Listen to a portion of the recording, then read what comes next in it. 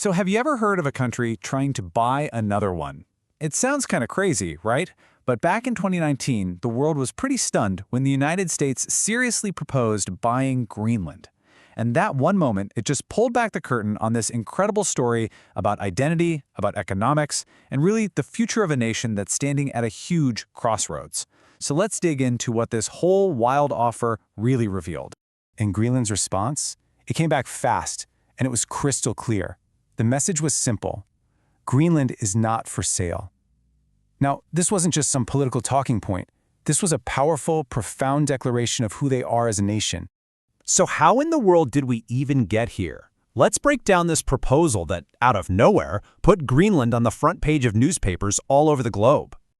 Okay, so picture this. It's 2019, and the President of the United States just expresses a serious interest in buying the largest island in the world.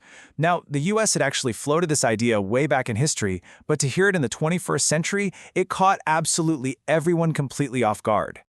So why would the US even want to do this? Well, from Washington's point of view, it was all about strategy. It was a geopolitical chess move. The goal? To beef up American security in the Arctic and to push back against the growing influence of both China and Russia in this really critical part of the world.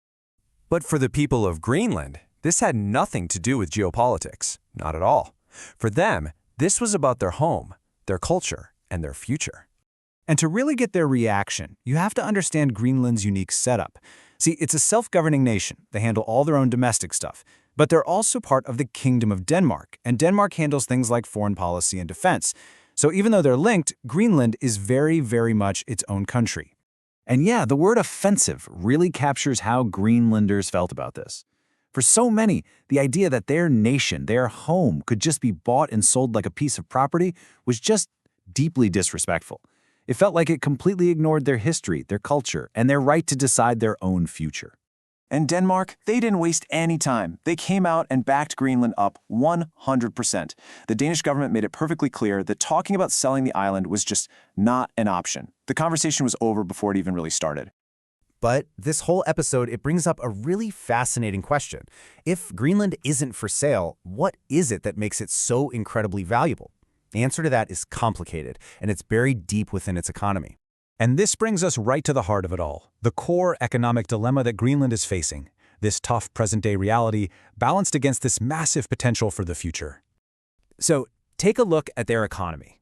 Over 90% of all of Greenland's exports come from just one industry: fishing.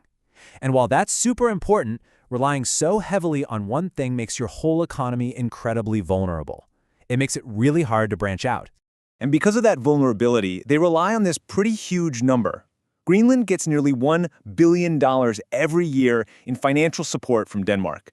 Now, that money is absolutely essential for things like public services, but it also means they're in a state of economic dependency. But, and this is a huge but, here's the other side of the story. The potential here is, well, the best word for it is vast. The island is thought to be sitting on immense reserves of natural resources. Things like rare earth elements that are critical for all our modern tech. These resources could one day completely change their economic future.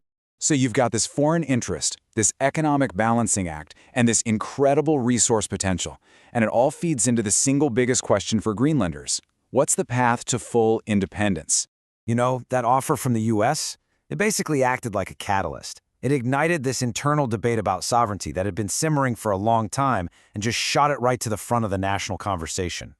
So Greenland is essentially staring at two different futures. You could call it Path A, the status quo, which has the security and stability that comes with Danish financial support. Or there's Path B, full independence. That offers complete control over their own destiny, and, of course, the chance to develop those incredible resources for themselves. But going independent, that's not a walk in the park.